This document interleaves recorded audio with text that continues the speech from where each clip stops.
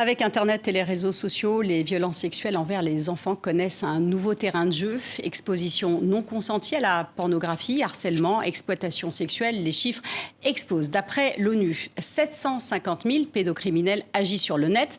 En Europe, les contenus illicites augmentent de façon exponentielle. 32 000 signalements ont été recensés en 2022 et la France est le 4e hébergeur mondial de ces contenus pédophiles. Consciente du fléau, la Commission européenne veut mettre en œuvre de nouvelles normes pour tenter d'endiguer le phénomène. Elle veut notamment faire porter la responsabilité sur les hébergeurs en leur demandant un plus grand contrôle. Nicolas Hernandez, bonjour. Vous êtes le fondateur d'Aleph Networks. Aleph Networks, c'est une technologie que vous avez développée, un moteur de recherche qui est capable de fouiller dans les moindres recoins du dark web, la partie sombre et cachée d'Internet. Cette technologie, vous l'avez d'abord mise au service de l'État français. Comment vous êtes passé de la cybersécurité à la pédocriminalité ? Alors on est parti d'un principe assez simple, c'est qu'on ne peut lutter que contre quelque chose qu'on est capable de voir. Et on s'est rendu compte que les recoins les plus sombres du web, effectivement, il n'y avait pas d'outils pour aller voir ce qui s'y passait. Donc notre enjeu historique, c'était de mettre à disposition de l'État, des moyens d'identifier ce qu'il se passe pour prendre conscience et pouvoir mettre en place des plans de lutte. Aujourd'hui, il y a une explosion. Pourtant, Internet existe depuis très longtemps. Comment vous expliquez cette progression exponentielle sur Internet ? Parce que je pense qu'aujourd'hui, on s'occupe beaucoup des effets. C'est-à-dire qu'on va rester sur une vision surfacique. On parle des réseaux sociaux, ce que tout le monde est capable de voir, mais on oublie qu'il y a des zones où on ne voit pas, et donc c'est dans ces endroits-là que se développe cette cybercriminalité. Et vous l'avez remarqué, cette progression. D'ailleurs, comment vous tombez sur ces images-là quand vous allez chercher, par exemple, des indications sur la cybersécurité? Vous tombez sur ces images-là? Oui, en fait, on est obligé parce qu'on met nos outils à disposition des entreprises, de l'État, et tout le monde n'a pas à voir cette typologie de contenu. Donc on a des consultants en interne dont c'est le travail d'identifier ces sources de données et de les filtrer. C'est-à-dire on va les extraire de notre moteur de recherche et les réserver à des services spécialisés d'État dont c'est le travail. Sur la pédocriminalité, vous avez le droit de récupérer ces images-là pour les mettre à disposition des autorités. Comment ça se passe? Quel est le cadre juridique? Alors, on n'a pas le droit de stocker ces données. Donc nous, on reste un moteur de recherche, au même sens que Google. Donc on est soumis aux mêmes règles qu'un moteur de recherche, c'est-à-dire on a tellement de diversité de données qu'aujourd'hui, on n'est pas en capacité de cibler et de ne pas collecter cette typologie de données. Donc l'effort que l'on fait, c'est de les mettre de côté et de ne pas les mettre à disposition du grand public. Comment la France se retrouve à être le 4e hébergeur mondial et je crois même le 2e hébergeur au niveau européen? Est-ce que c'est un effet du laxisme ou est-ce qu'il y avait une mauvaise prise en compte de ce phénomène? Je pense qu'il y a un double phénomène. Il se trouve qu'en France, les hébergements sont peu chers. C'est une chance pour l'industrie française. Mais il y a aussi un phénomène qui est global et qui peut être accentué en France pour des soucis culturels. C'est-à-dire que ces éléments-là sont très difficiles à voir. Et nos politiques, comme nous tous, ont beaucoup de mal à voir cette problématique-là. Et on ne peut pas lutter contre quelque chose qu'on ne voit pas. Parce que c'est encore tabou. Qu'est-ce qu'on ne voit pas? Pourtant, les chiffres sont éloquents. Pourtant, il y a maintenant des commissions, la Ciivise en France, sur les violences faites aux enfants, sur l'inceste. Enfin, qu'est-ce que l'État français ne voit pas?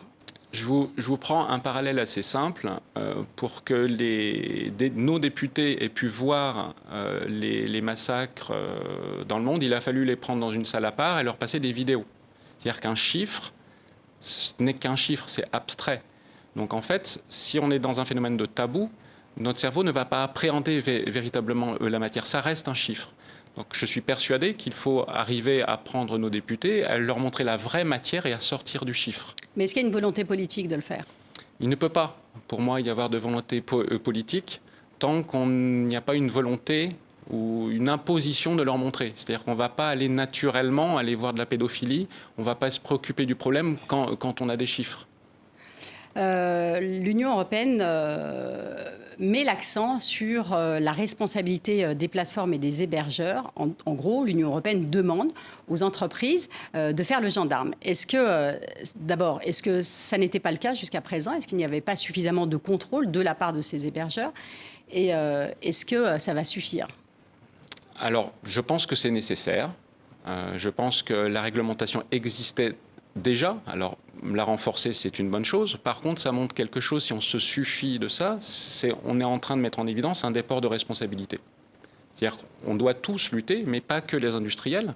L'État a aussi à faire face à ce souci, et ça passe par nos politiques. On en revient toujours à la décision politique d'instaurer un cadre. Il y a un autre problème qui peut-être empêche aussi d'avancer sur ce terrain-là, c'est que la protection de l'enfant se heurte à la protection des données. Est-ce que vous pouvez nous expliquer en quoi la protection des enfants se heurte à la protection des données?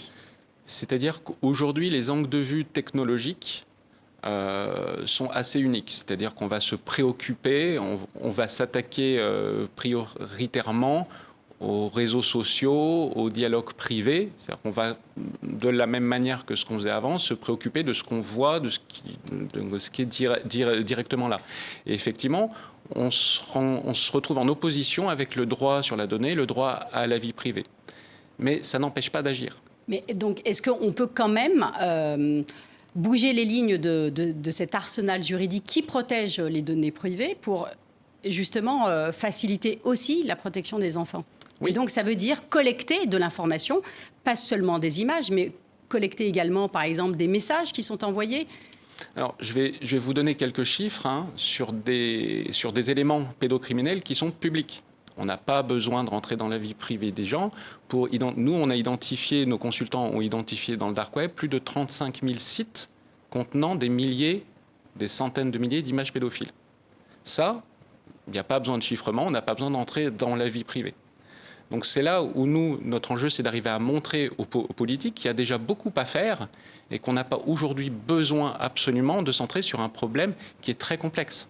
35 000 sites, c'est énorme. Qu'est-ce qui fait que les pouvoirs publics, à un moment donné, ne font pas leur travail, c'est-à-dire le travail de gendarme? Parce qu'ils ne le voient pas. On en revient à cette notion-là. Il faut absolument qu'on arrive à montrer à nos députés la réalité des faits, qui est cachée, effectivement, mais ça reste des humains. On ne peut pas leur reprocher de ne pas le voir. On a des mécanismes psychologiques qui nous protègent de ces horreurs. Et donc, il faut arriver à ce que nos députés acceptent, dans une pièce fermée, de voir les horreurs pour pouvoir agir. Tant qu'ils ne voient pas, tant qu'ils ne palpent pas cette horreur, ils ne peuvent pas agir. Merci beaucoup, Nicolas Hernandez, d'avoir été notre invité.